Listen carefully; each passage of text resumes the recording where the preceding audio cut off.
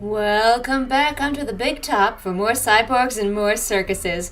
Last time at the Cyborg Circus, Gwen finds Aurora unconscious with a note from the bullies, and, of course, concludes that Aurora has betrayed her. Gwen freaks out and runs away like a very mature adult. She escapes easily. Gwen gets herself attacked by a swarm of slavers but fights them off like Neo from The Matrix.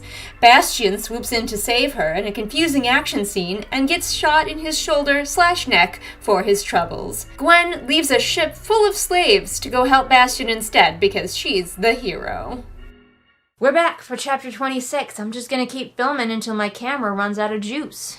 Okay, so the place he got shot is right here where the shoulder meets the neck. There are some pretty important things there, and the bullet was in him still. It didn't even go through.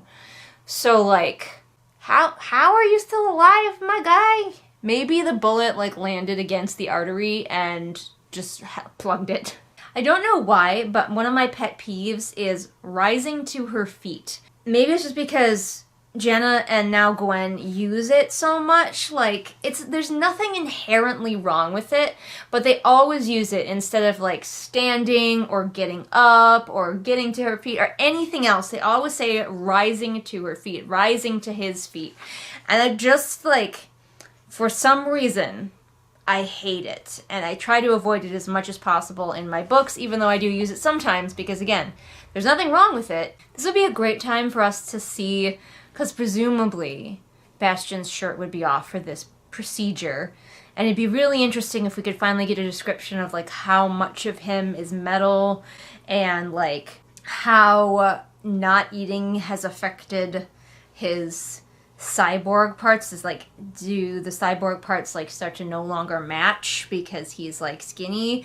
I want to know how much of him is cyborg, and I want to be able to visualize this could be a really interesting scene with him, but we're not getting anything.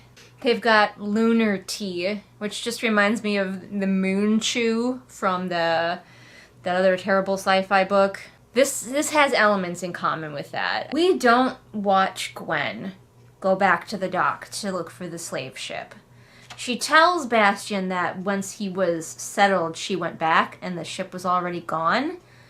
But we only have her word for it, so I think she's lying. I don't think she went back. I don't think she checked on them. I don't think she cared. But Bastion conveniently getting shot and almost dying has made Gwen realize that she does want to fight for Aurora after all. Oh, it's just, ain't love beautiful and random. I love that it's Bastion getting shot that makes her feel like she has, like, maybe a responsibility towards other people and not, oh, I don't know, the slaves that you let go be sold. So Gwen has flipped her switch again, and she is now back to, no, I have to fight for these people, even though Aurora totally betrayed me. I still believe that. She deserves to live, and I have to go back and figure out what's going on. She does want to check out Bastion's cyborg parts because they might have been damaged in the fight, so maybe we will get our description after all. I just think it would have been a cooler visual if, like, while he was laying there, she was like, oh, look at his body. I guess the healer just, like, pulled his shirt down. They're having a talk about feelings, and, it's not the worst conversation I've ever read, actually. For some reason, this is an interpersonal relationship that Meg can do an okay job of writing. I don't know if it was more thought out than a lot of her other ones, or she just had a better handle on it, but this one is okay. But anyway, Gwen is just, like, filled with recriminations because she wanted to help the cyborgs, but now she can't help them. She can't even keep two of them alive, and I just want to be like, you also let a bunch of them, just now, leave in a slave ship.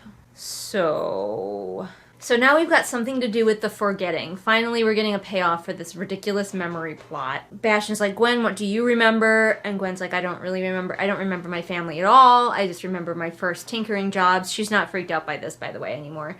And then Bastion's like, that's weird. You're forgetting really fast. Cat, what are you doing? Sorry, I got distracted by the cat getting into something, and now I don't remember what I was talking about. Oh yeah, memory. Bastion doesn't lose his quickly at all. Like, he's been there for 10 years, and he still remembers lots of stuff. Here's another way he's like the Beast. He's like, I wish that I could forget. I've done bad things. Not a nice man, Gwen. I do bad things. So Gwen is like, why me? Why did you pick me? And so far his reasoning is flawed. Like, they needed a new tinkerer, and he was hoping a new tinkerer would be able to help figure out why his memory was lasting so long. Because he wants to forget. It still doesn't explain why he picked Gwen. But she's acting like it does. It's confusing. Oh, we got horniness. We got horniness. Yes, finally. I felt like it had been so long since we had a tab. But Gwen is like holding him up because he insisted on walking around, you know, for the drama. Being so close to him, he's sexy. So Gwen mentions that, like, he's killing himself with his ED, and she's like, when I helped pick you up, you weighed, like, as much as a child, but we keep hearing about, like, how manly and broad his shoulders are, and it's like, you can't have it both ways. You can't have him, like, so emaciated that he barely weighs anything, and also, like, very masculine and broad-shouldered. I mean, he can have broad shoulders, like, naturally because of the bone structure, but, like, and even if it is because, like, maybe he just has a bunch of implants that are all underneath his skin somehow, even though we haven't really seen that yet. I was assuming they would all be on, she'd be able to see them. But maybe he had skin placed over his implants somehow, and he's mostly metal. But then wouldn't that make him heavier? Because it doesn't seem like the metal and the implants in this world are sleek and streamlined and light. They seem like steampunk, so they're heavy and clunky. Okay, this is not what I expected, and not what I was what I would have personally done with Bastion, what I was hoping. I'll tell you what I would have done, but, like, he used to be obese, and that's why he had heart problems. And then he got an eating disorder, but he still has body dysmorphia and sees himself as obese, which is fine. Men can have body dysmorphia and eating disorders. I just thought there would be, like, a more thematic thing going on. And Gwen is like, I don't care if you're overweight. Here's what I would have done with Bastion, okay? Rather than having him just having been obese before, have a heart problem, whatever he needs, but, like, what I would do is have him, because he's continually getting parts replaced with cyborg parts, so he's slowly becoming a tin man. What I would have done is have him realize at some point that the implants are keeping him alive, and he has sort of a different kind of body dysmorphia. He's sort of horrified with his new self, and he kind of maybe wants to die a little bit, but the implants will prevent that, so it doesn't matter if he doesn't eat.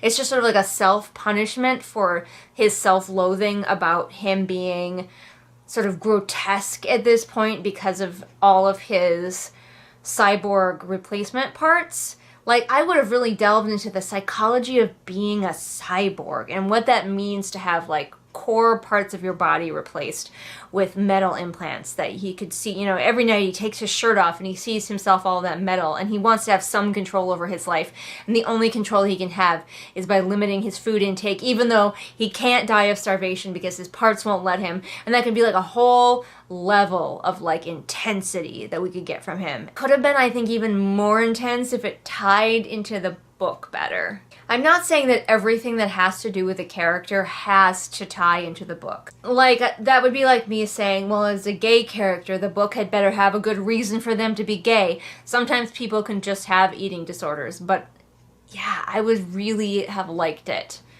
if it had tied psychologically into the other, like, trauma that he has about being, like, abused and beaten up by the mistress and then having his parts replaced. Every time my sister prevailed, my father would replace a piece of me with machinery.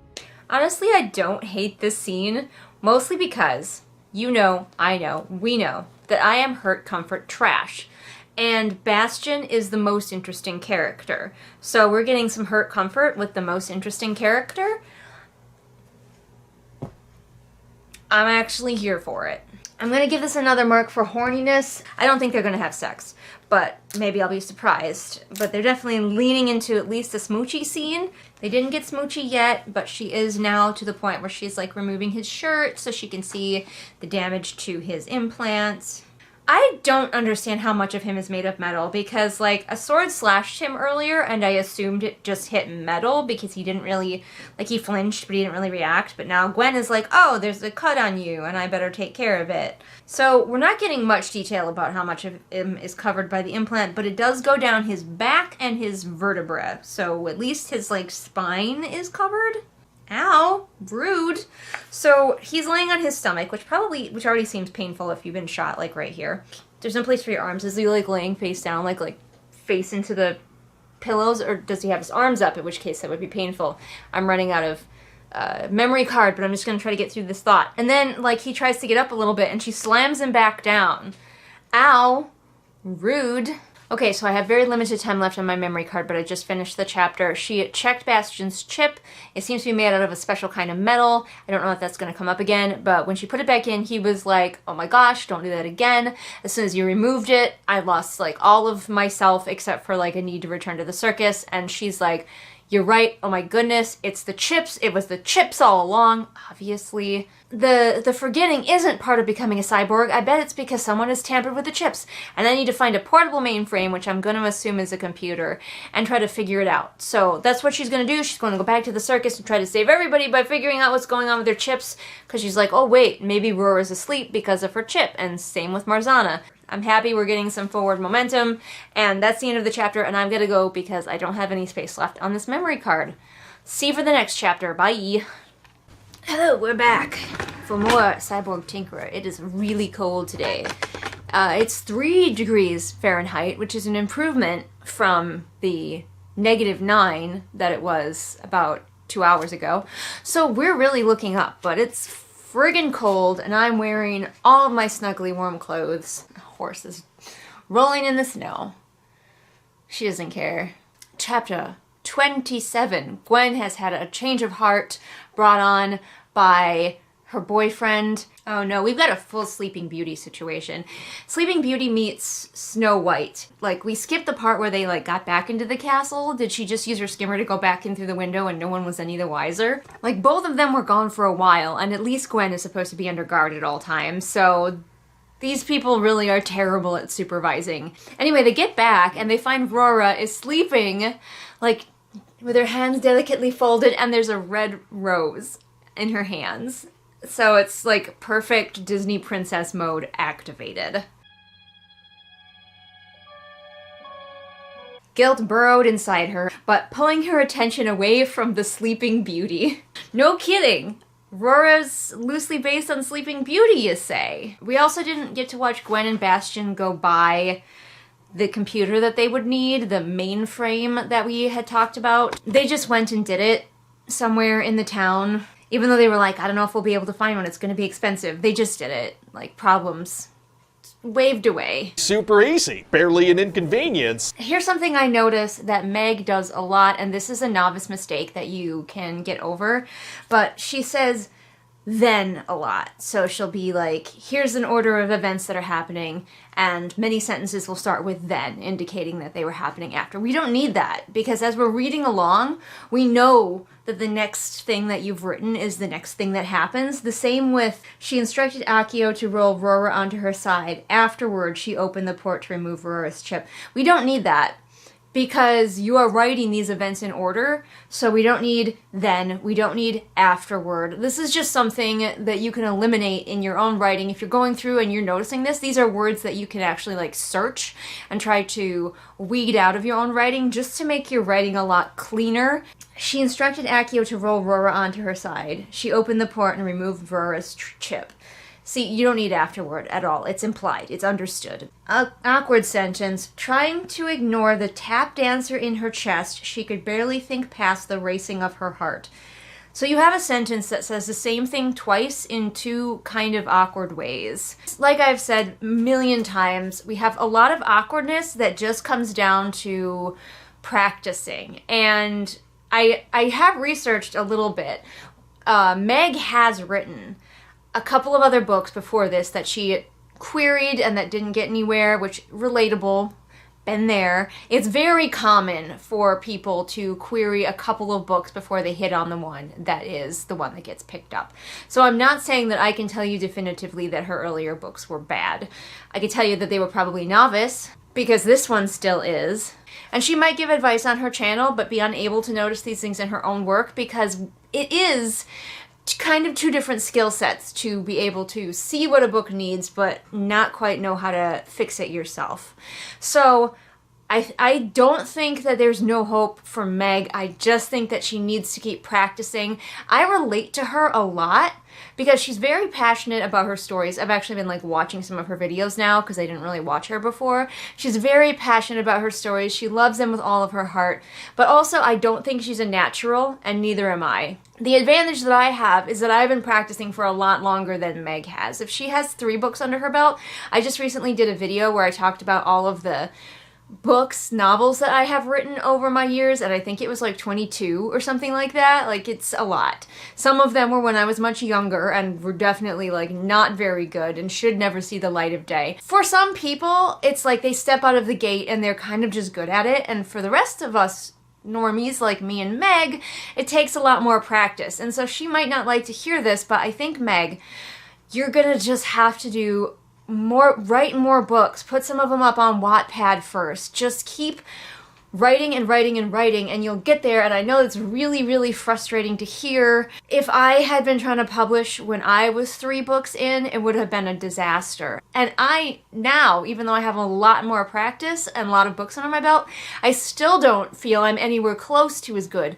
as I'm going to be as I keep working, as I keep improving over the years. But I relate to Meg, and I really hope she keeps trying. I really hope she doesn't let this failed launch stop her from writing, because I think she could be good. She has managed to write an entire book, which is a step that some people can't even get past. Some people can't even get to the end of anything. So she's got that advantage already. She's shown that she has the commitment to write an entire book, possibly more, because she said she's written like 2 others. This has been a pep talk that she will never see. I have absolutely 0 patience for people who tell other people to stop doing something that they love. The only time that they can never get better is if they don't try, they make no attempts at improvement, they don't practice, and they just sit there waiting for something magical to happen. This was a lengthy ramble and rant, but basically what I'm trying to say is Meg makes a lot of newbie mistakes, but newbies make newbie mistakes, and yes, she's written 3 books, but she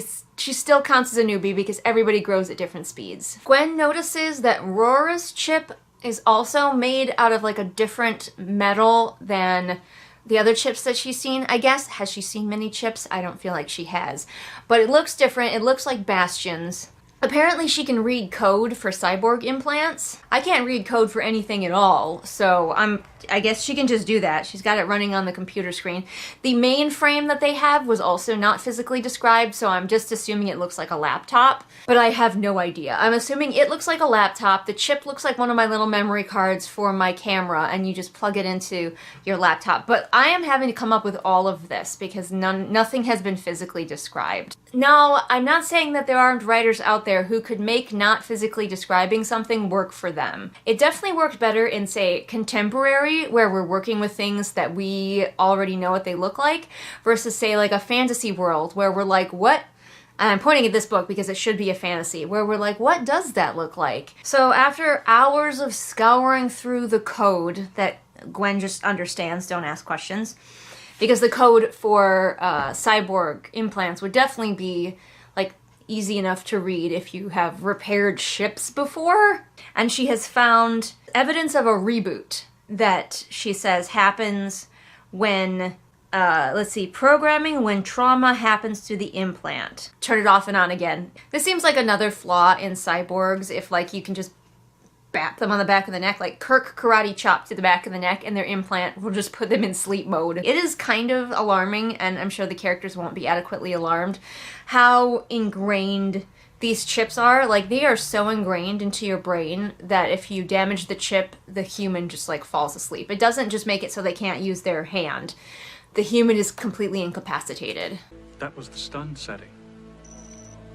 This is not. I would wear some sort of protective neck armor Both Aurora and Marzana were incapacitated by electricity. That also seems really inconvenient because people's implants can like short out and zap them. Although, ooh, this is kind of interesting and horrifying. Horrifying implications that I don't think the book is going to address. But all of those people who jumped into the water and their cyborg limbs were an older version and they got zapped, they didn't die. They went into sleep mode and drowned in their sleep. Oh, that's dark, and the book is probably not going to explore that. Also, it just still brings me back to the problem of, like, how do you shower? Anyway, Gwen thinks that she can restart Aurora. Is she gonna kiss Aurora? She's reinserted the chip, she's rolled Aurora onto her back, now they're waiting for her to wake up. Place your bets now if there's gonna be a true love's kiss. There it is. Oh, kiss on the forehead. Kiss on the forehead. Okay, it was just a kiss on the forehead, possibly because of the implications of kissing someone who is unconscious on the lips. Honestly, I think we could have just gone for a kiss on the lips at this point in this story. I think it would have been fine. But she wakes up after the forehead smooch. Stood to her feet. Just say stood. She stood. Now that Aurora is awake, Gwen is back to being like, oh, she betrayed us. I saved her life because she deserved to live. But she betrayed us. And I'm like, oh my gosh, you're still on this bullshit? You think she damaged her own implant while she was betraying you? Was she dancing her dance of evil betrayal and smacked her head on something? Curse your sudden but inevitable betrayal. Ah, ah, ah. Mine is an evil laugh. Oh no, that's right. You still think you caused it with your stupid hand implant theme, Bob. At this point, we have one of those, here's where characters should communicate, but they don't. So Gwen is like, I'm sorry, I'm the reason your chip malfunctioned. And rather than Aurora saying, no, I was straight up attacked, as you will notice by the injury on my head and the strangle marks on my neck, instead she's like, oh, I'm the one who should be apologizing. What? Maybe it'll be explained, like maybe the chip, the whole situation knocked that memory right out of Aurora's head and she doesn't remember being attacked. Which is incredibly contrived, and it's like, because the plot says so, but it's better than characters just not communicating for no fucking reason, which is a trope that I absolutely despise. But instead of talking, they go wake up Marzana. They could talk while they were waiting for her to wake up, but they don't. I'm going to assume that it was the exact same thing in the code. They don't explain it. They just brush over that whole situation. But Marzana's awake. I don't know if anyone had to kiss her on the forehead. Bastion keeps still being vague about his past. He just keeps saying, I wasn't a good man. I did bad things. So he's like, hey, since now we have this laptop and I know that you can read code, can you remove my chip and just remove my memories of that time, the times that I was a bad man? And she's like, seems sus, but I'll do it. Like, maybe you might want to find out if the memories of being a bad man are anything that could help you now? If I was Gwen, I would ask Bastion, since we trust him now, to remove my chip to see if it too looks different like everybody else's apparently does. Can it look different if everyone else's looks like that?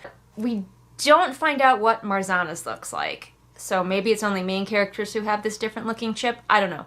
Very glossed over. Accio appeared beside her. Gosh, are these people in their teleportation? Whoops, didn't expect you. This isn't the mess hall. Oh my gosh. So, Accio is like, you know what? After today, I trust Bastion. And then he's like, it's you, Gwen. You're the one who changed him. He's a better man now because of you. And I'm just like, oh, that old gem. We're just being reassured over and over again that Bastion is a good man. He's a good man deep down. And I'm like, I was never really in any doubt. Sometimes he acted a little bit self-centered, but like, humans do that. So I was never in any doubt of his good man status. You'd have to work a lot harder to make me believe that he was like a bad, rough around the edges guy. Also, this book treats ambition as though it is like the cardinal sin. The worst thing that you could do ever is be out for yourself even a little bit. And it's like, characters who want things for themselves are interesting characters. Apparently, Bastion's code, though, is borked. Like, it's overlapping and shit. Like, girl, I would take that out right away.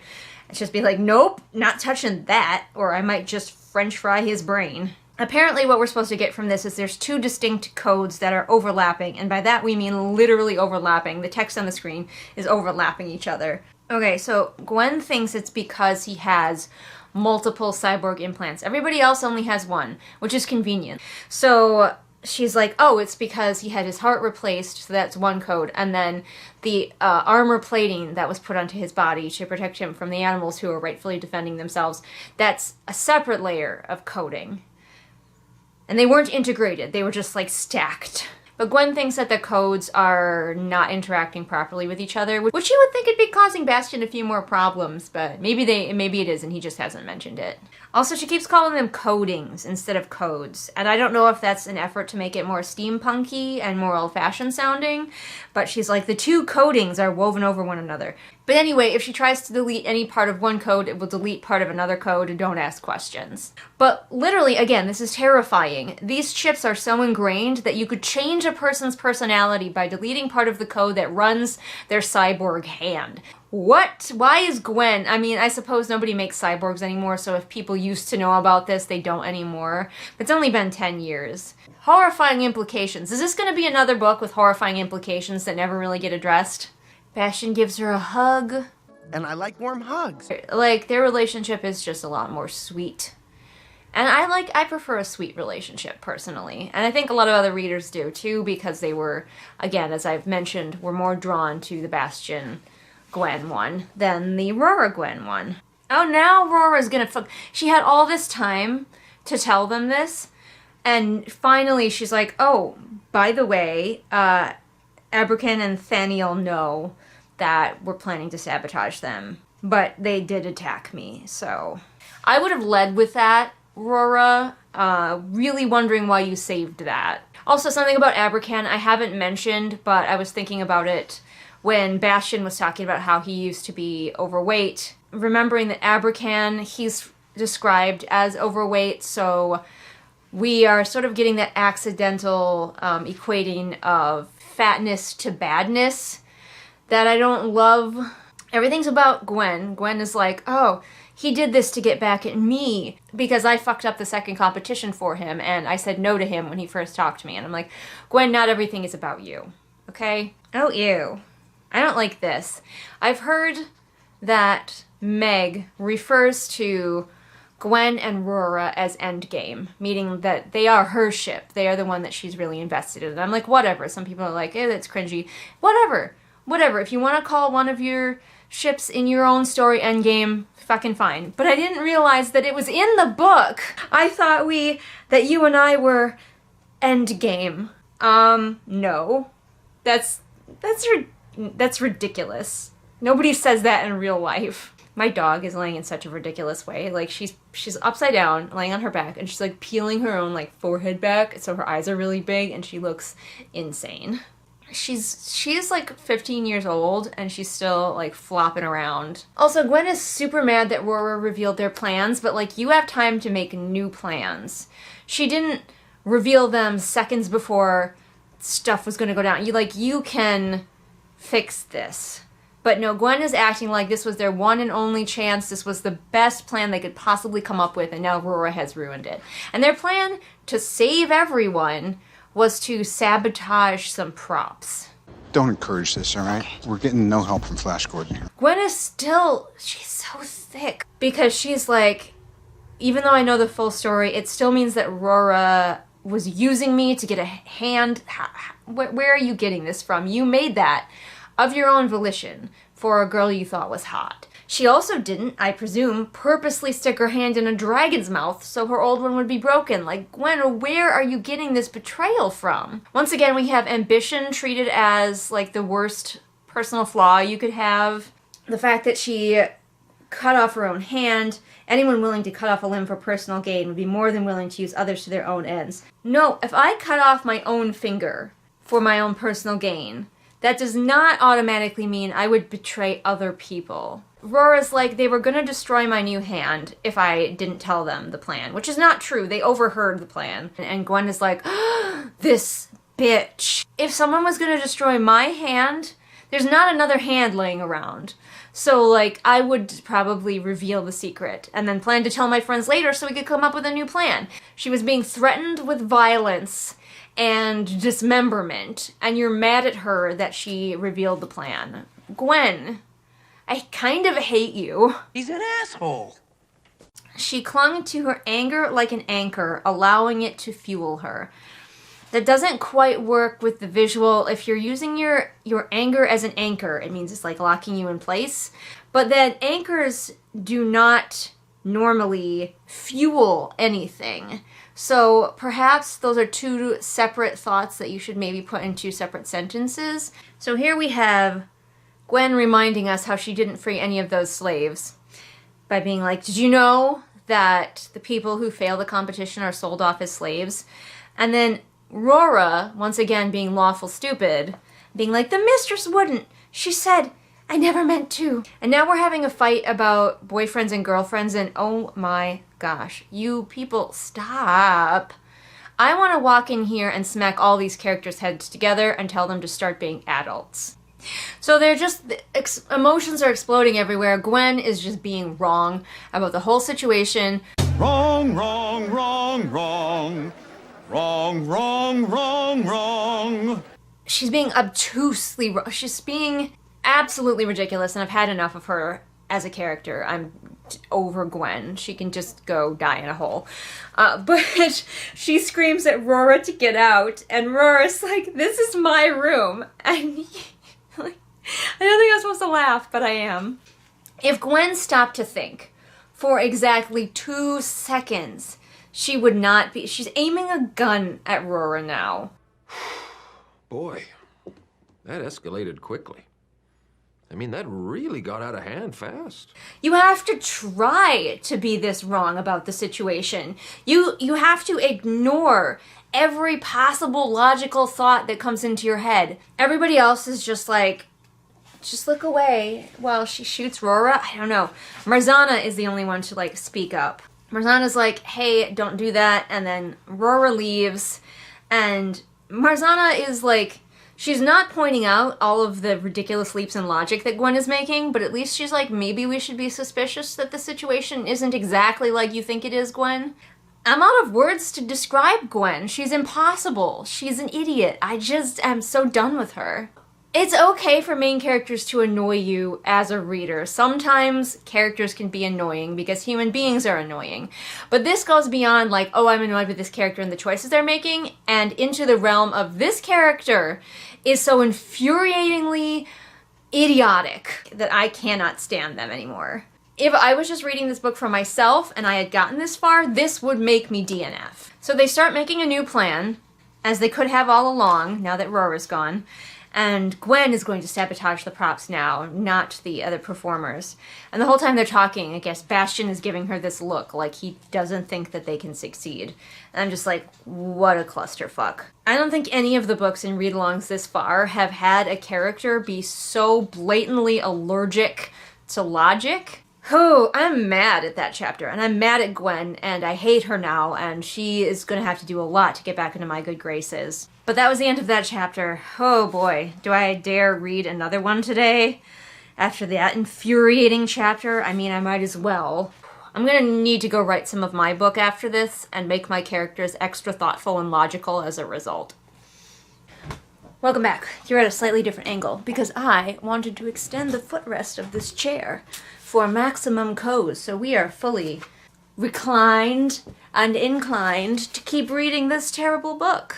Let's keep going. We're still in her point of view for some reason. I'm running out of colors. She started having tabs for Gwen is an idiot. How fast are they going? Okay, so Gwen, I think she's having a dream, but she's like leaning against a ship's railing and she's watching the stars soar by as they traveled along a powerful current of solar wind. Now, even if we use our imaginations and are just like, yes, in this world, solar wind powers the ships, just like in Treasure Planet. Idea 1000% just lifted right out of Treasure Planet. Okay, we imagine that happens, but like, how fast are they going that the stars are moving past them? Okay, maybe she's not dreaming. This is them, I think, heading to where they're going to do the performance. They're on the Obedient. Gwen sees Aurora and wants to go kick her in the shins. Kick her in the shins is a lot less extreme than your previous reaction where you wanted to shoot her in front of her friends. She's also thinking about Bastion, and it says she saw the man behind the beastly demeanor more and more every day. He never had a beastly demeanor. So Bastion is like, Still concerned about this plan because it's the same plan, just slightly different. Don't you think maybe we should have thought of something else besides sabotaging the props, since the bad guys already know that that was what we were going to do? But Gwen is like, no. Shh, shh, shh, shh. Get out of here with your logic. I don't want it. I don't want it, I don't need it, I don't have time for it. What exactly is it that they do? Kick names, take ass. Yeah, that's right. I don't think you should be talking about the plan openly on the deck of the ship, because we all know, Gwen, that you are extremely nearsighted, and Abercan could be right there listening to you and you wouldn't even know. We're having another whole scene with Bastion where they're just kind of bonding, and like, this is the problem, is the beginning of the book is all Aurora and Gwen, hot and heavy, were lusting after each other, and now the second half of the book is like, Gwen is super pissed at Aurora for betraying her for no reason, obviously. Gwen is incorrect and not even trying to think about how she could be. That leaves her and Bastion, and they feel way more compatible, because we never got these sweet, like we got one or two scenes where they were together, and mostly it was lusting after each other. If I was reading any other book without all of the other issues that this book has, I don't know how I'd feel about the her and Bastion relationship, but honestly it's the strongest part of this specific book with all of its issues. I guess Gwen is supposed to have gone through some sort of character growth, because she and Bastion are staring deeply into each other's eyes, of course, and he's seeing her for the woman she is, the woman who would no longer run away from something, but toward it. So I guess that whole situation at the docks with the slaves that she failed to help was supposed to have changed her fundamentally as like a person, and now she's like, I won't betray the cyborgs and leave them. I have to stay, and it's the woman I've become. And I'm like, that's not how character development works. Alright, we get a little horniness. I mean, they can only stare into each other's eyes for so long before the horniness takes over. More characters just praising the main character. Bastion is just gushing about how great she is. Meg calling herself out. So Gwen admits that she read some of Bastion's romance novels. It says she read 4 of them, in fact. They were delightful. They were a delightful mix of smut and humor at the sheer idiocy of some of the characters. Gwen, pot, kettle. I see what you're trying to do, Meg, but it's not enough. I am not going to forgive Gwen for how absolutely stupid she's being, just because you pointed out that in romance books, sometimes the characters act stupid. She's still trying to convince me that Bastion was like such a bad boy until she got to know him. And it's like, no, he wasn't. Despite all the darkness they had shared in the operating room, they had come out stronger. We didn't see them share any of it. We're told afterward that like he hung around in the operating room with her, but we don't see any of the darkness from that room or know why it's so traumatizing, because like we can infer, but that's not enough, like I've explained with a story like this. They smooch. They have a very sweet, caring smooch, not even lusting. He did ask this time before he kissed her, because, you know, you remember their first kiss. He just, like, it was one of those, we have to fool the guards, aggressive smooches. I guess this chapter is just, like, deep conversations with Bastion, because they finished their sweet, affectionate smooch, and now they're talking about his family. He's from a planet called Harvest, in the Smoke Ring solar system. The city of Rift. Are very sort of on-the-nose names. Is that like a trope in steampunk that I just don't know about? How we finally find out the ways that Bastion was a bad man, TM, and it turns out he had to work for his family as a slaver. I'm sorry, flesh trader. Stupidest name. Oh no, never mind. Spoke too soon. That would have been too dark. Actually, he was a smuggler. He smuggled weapons and swords. Probably sold the weapons to the slavers instead. Why not have him be a slaver and have to deal with that? And, like, it would make sense that, like, now that he is trying to be good, that he would be like, we have to free the slaves from that ship. Like, he doesn't want to do that anymore. Looking for a redemption. But no, he wasn't the very bad thing. He was only the mildly bad thing. So now Gwen is like, he lied to me, he hid things about his past, and it's like, I don't think it counts as lying if when you ask him, he's like, I'd rather not tell you. That's not lying. But now she's horrified that he was a smuggler. It wasn't even his idea, it was his family's idea. As far as dark backstories go, that's pretty light. I think most of us have probably played video game characters that did worse than that. Played Dragon Age 2? Yeah, I think one of the 2 routes at the beginning of the games you can be a smuggler, and I think I did that one at least once. And, like, it's nothing. It's nothing. Like, that's not even used as part of a dark backstory. It's just a job that your character gets. So she goes to her room, she gets her own room. Unclear how big this ship is, but whatever, I don't care. And she goes to have a sad because all of her romantic interests are just so problematic. Maybe, Gwen, it's you, Gwen. Maybe you're the problem. Oh, I really wish that Meg had stuck with it and been like, no, he was a slaver and he realized that that was wrong and he's doing things to try to atone. But then that would give him like a new mission and he'd be like, I have to free the slaves or whatever. We don't want that. We want him fully here for Gwen at all times, completely invested in what Gwen is doing. Because that would make him too interesting of a character, and he's the only interesting character here. Alright, I'm gonna stop there, and I'm probably gonna write some of my own book, where the characters are less edgy, but also not nearly as dumb. I'll see you for whenever the next chapter happens. When you marooned me on that godforsaken spit of land, you forgot one very important thing, mate. You forgot my patrons. Rita, Deborah, Alexandra, My 96, Afra, Melissa, AC, Swamp Goblin Waifu, Sophia, Marween, Kit, Hidden Glade, Light Julie, Belle, and Sophie, Ray, Shelby, Zaire, Jesper, Irene, Scribbling Cat, Savvy, Jenny, Amanda, Lisa, Sarah, and Lennox.